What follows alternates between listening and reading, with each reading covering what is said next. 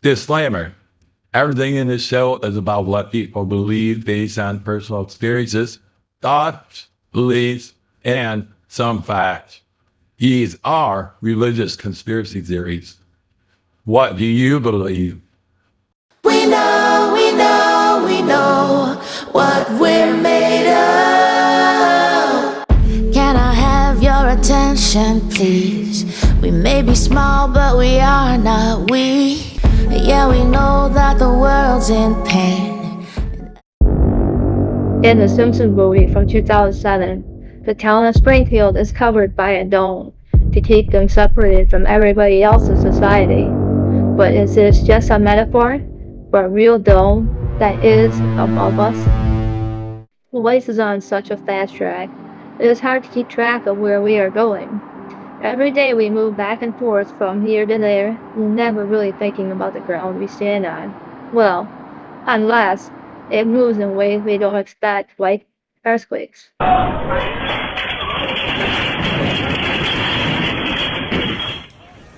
When thinking about how the world moves, most of us do not take a second thought on what shape the world is. It's round, right? But I was very surprised to learn that there are a growing amount of people out there that thinks that the world is actually flat. Being a Christian made me wonder, what does Genesis 1:6 mean? When God talks about the firmament, what is the firmament? So I started doing some research. First, I tried to find the meaning of the word firmament. I don't quite get the meaning of this, so I found somebody online that could help me understand it better. But then he creates the firmament and inserts the firmament between the waters above and the waters below. And that forms an above and below.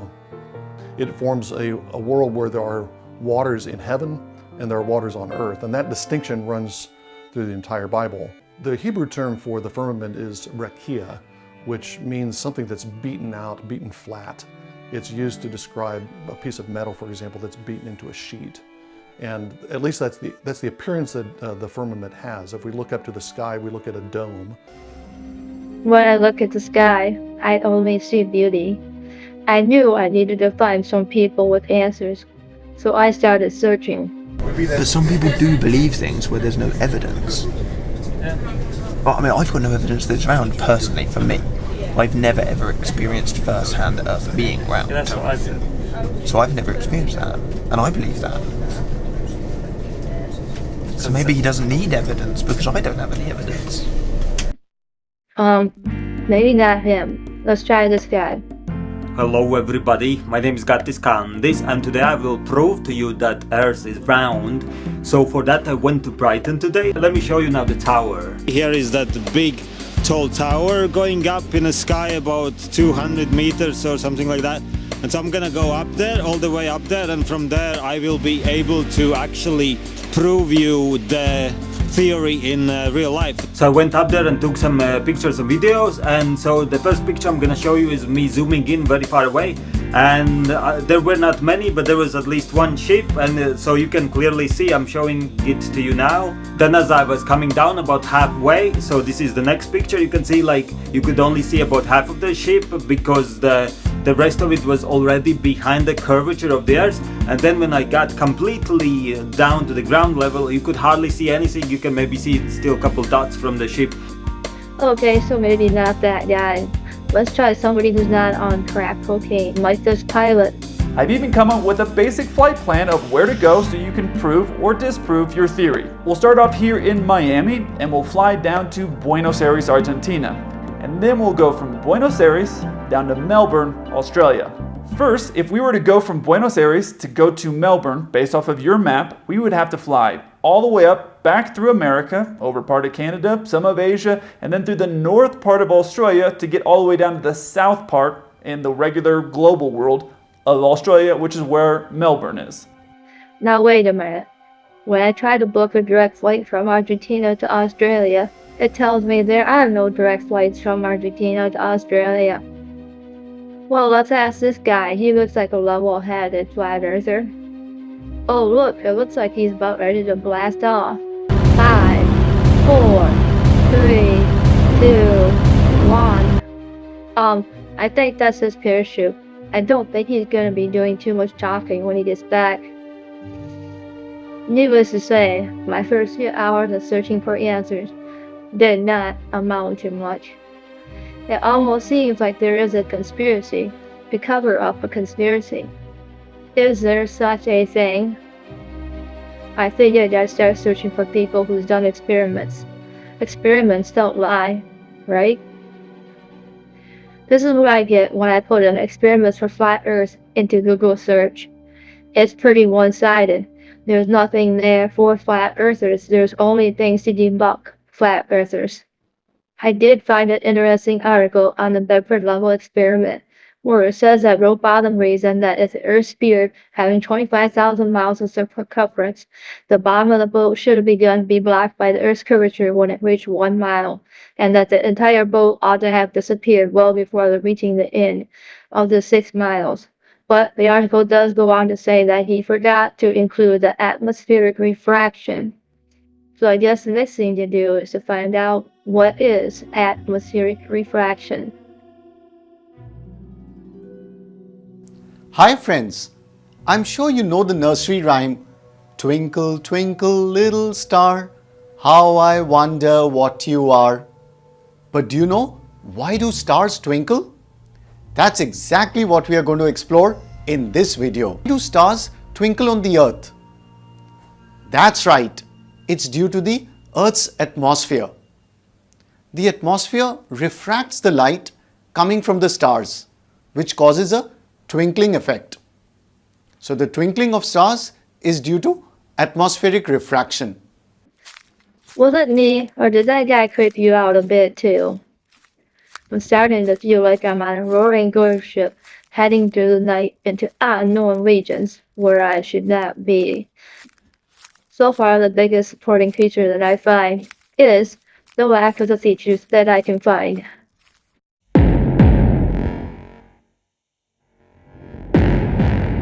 This is just my thoughts on it. First, get people to doubt Yahuwah's word by destroying the very foundation of our Bible, Genesis, specifically the creation account.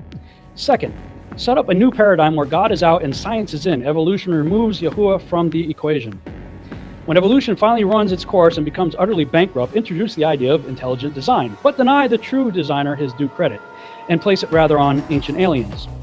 4. Promote the ancient alien theme as much as possible in all forms of media by perpetuating the concept of Earth as a tiny blue marble, insignificant blue marble, by the way, orbiting an average sun in an average galaxy among trillions of other galaxies in an ever-expanding universe. With so much potential for life to exist in such a vast expanse, the idea of ancient aliens, or ancient scientists, alien scientists, being our creators seems a lot more plausible over time and heavy indoctrination. The stage is set for our alien creators to return and bestow upon us their miraculous signs and wonders in order to convince us all the more that all religions are false. We then put our trust in them. Finally, when Christ does return, we are all convinced that he is the enemy and our united world gathers together to make war with him. Is this the globalist agenda to destroy every thought of creation in order to install a new thought of a new creation? Let's find out why people think that the Earth is round. Prove to you right now that it's round? Huh. I don't know. Probably couldn't really. I cannot prove that.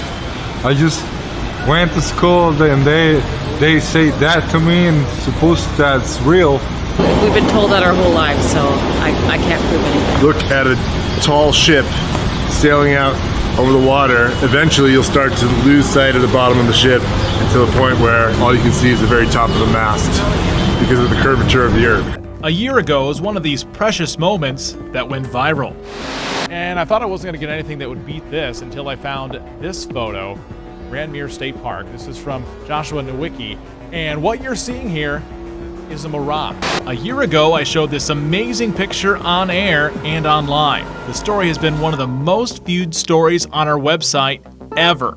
Most click because of its rarity, and also because there are Skyline skeptics. They say my explanation is a cover-up. A cover-up to their belief that this picture is proof the Earth is flat.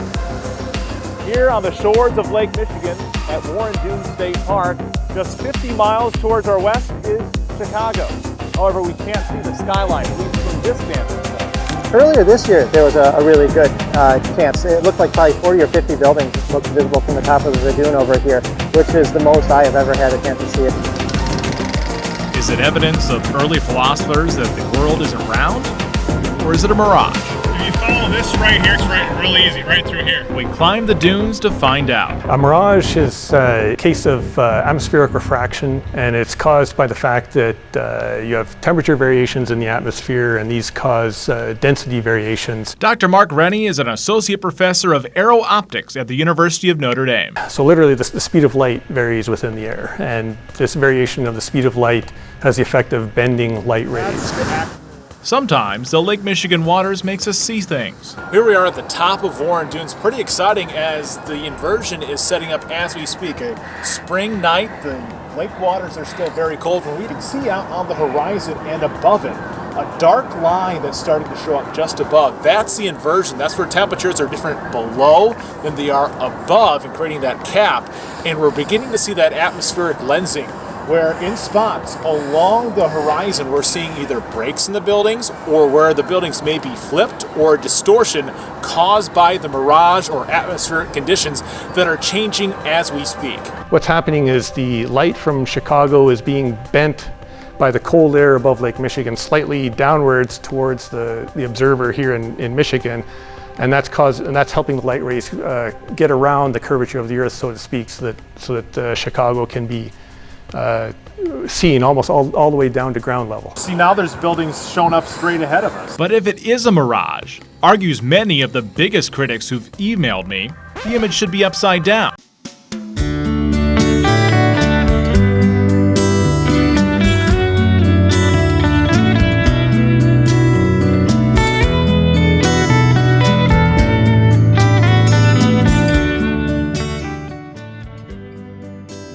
I figured if I was going to get any type of information, I would have to go higher, so I wanted to check out a footage of a weather balloon. You see a curve? I think I see one, but according to Neil deGrasse Tyson, it's impossible for me to see a curve at this height. So in the photo, you see this curvature of Earth's surface. And wow, he's in space. Look at that. No, he's not. At that height, you don't see the curvature of the Earth if you are 2 millimeters above this beach ball. You just don't. That stuff is flat. So that begs the question, how high do you have to be to see the curvature of the Earth? The best thing I could find is actually just a digital video on how high you have to be to see the curve of the Earth.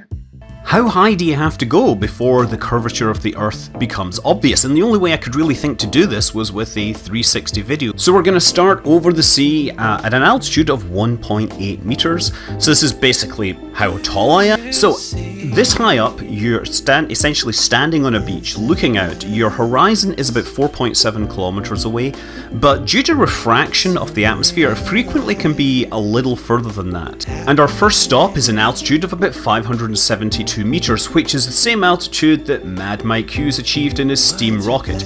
Okay, so let's go higher. Now we're headed for an altitude of about 10 kilometers.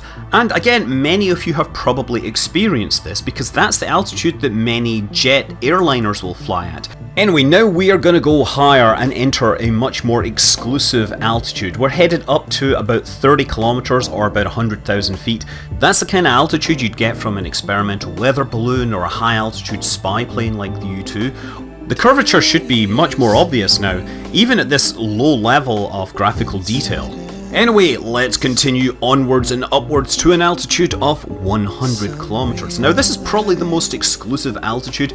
It's only been available to suborbital vehicles, and there's the X-15, the Spaceship One, Spaceship Two, and of course New Shepard. but only 3 of those have had people fly in them. It's a very small number of people that have reached 100 kilometers and then come back, so the curvature is very much visible.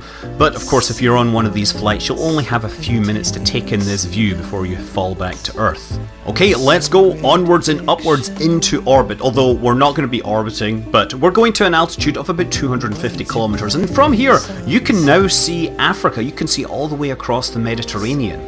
The horizon stretches off to 1500 kilometers, and the horizon is now depressed by about 15 degrees.